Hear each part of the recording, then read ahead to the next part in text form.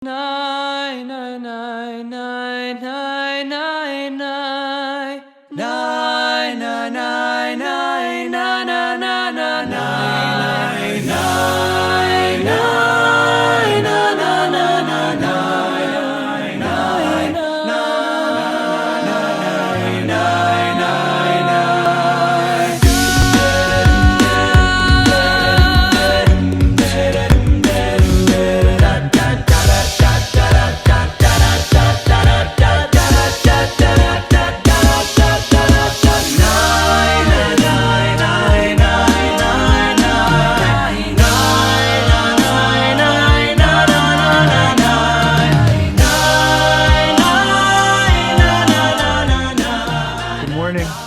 Shana Tova and Gamar Chatima Tova. This morning we begin our service by searching the hearts of our rabbis and cantors. Gentlemen, good morning. Shana Tova. Gamar Chatima Tova. Boker Tov, Gamar Chatima Tova, Rabbi. So I wanted to ask you, have you ever had in our Niznik sanctuary, have you ever had really special Yom Kippur moments?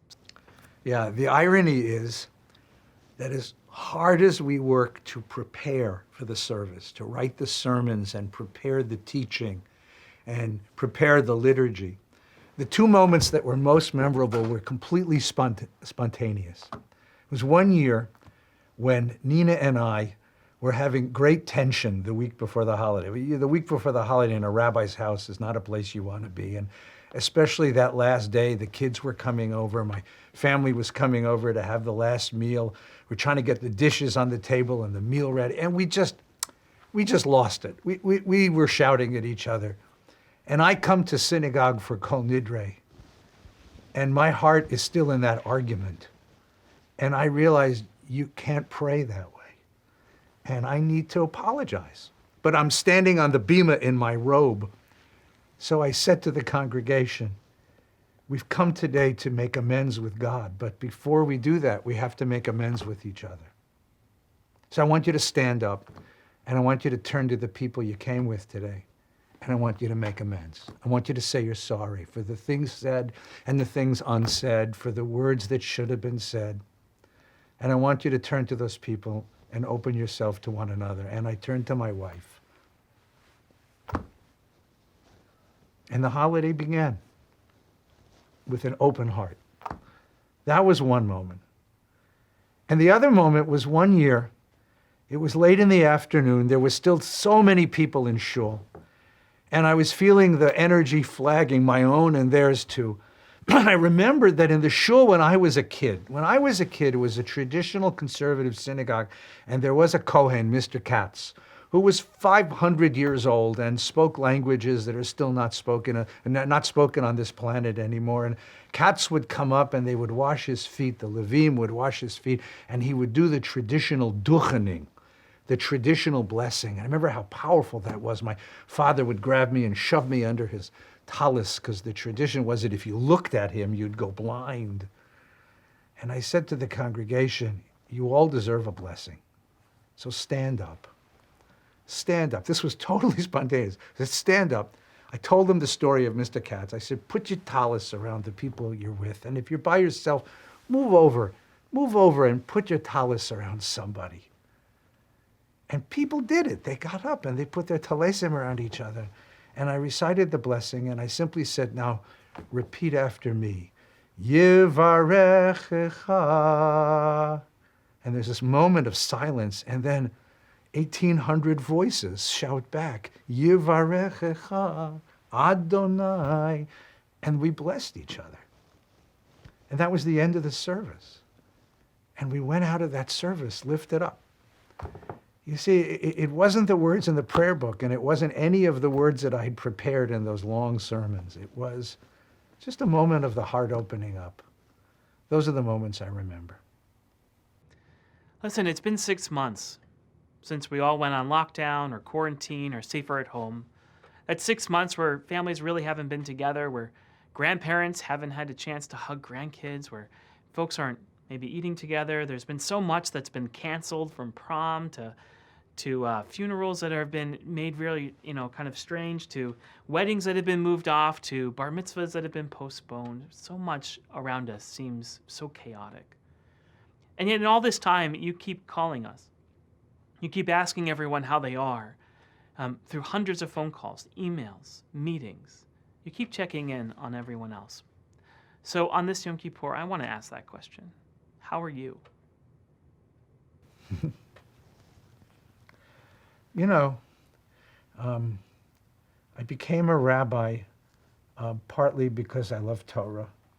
I became a rabbi because I have wonderful, wonderful teachers who gave me strength and wisdom and vision. But I became a rabbi most of all because I'm a lover of the Jewish people. Forgive me, but I like to hang out with Jews. I like to hang out with people. I like to hang out with people who are deep and wise and sensitive. And I miss that. I miss that terribly. I miss being with children. The mornings I lead minyan with the kids. I miss being with the older folks of the community who have so much gentleness and goodness to share. I miss gathering with my Torah study Shabbos morning to fight and debate and struggle and wrestle through the Torah reading week to week. I miss it. I really do. It hurts and it's painful. But there have been these moments, these shining, amazing moments. I stand with the bride and groom. Now, they're supposed to get married in a nice hotel with mountains of sushi and hundreds of friends, and it's just the three of us and their parents and a handful of friends outside around a swimming pool, usually. And for a moment, the most magical thing happens. That's enough. The bride who has told me she's grieving for this wedding she didn't get to have suddenly looks at me with tears in her eyes because she realized that this is really all you need. A circle of family, a circle of friends, a circle of people who really love each other. The family that has a funeral service, my father-in-law passed away. Herbie was somebody I was very, very, very close to. It was hard, just 10 of us at a graveside. But the 10 of us were able to share each other's memories and share our stories of his life and share him in a way that never would have happened in a chapel with hundreds of friends. Certainly we miss the friends, but to be able to share each other in that way. COVID has taught us something about what's really important. What we miss is the sharing, and what we've discovered is the capacity to reach across social distancing and still share. And that's what I hold on to that will get us through this. Thanks for sharing. And lastly, you got to ask us questions about what we're going to eat at the end of Yom Kippur. What do you break your fast on? Well, I take a bottle of water, first of all, and then a big glass of orange juice. And then in honor of my father and mother, who ran a kosher bakery for all those years, I take a big piece of babka. And I say a bracha, because that babka got me through college and through rabbinical school and through graduate school. And that babka launched me into the world. So that babka, I owe my life to that babka. And every year that babka brings me back to life after the holiday. Gemar Chatima. Gemar Tov.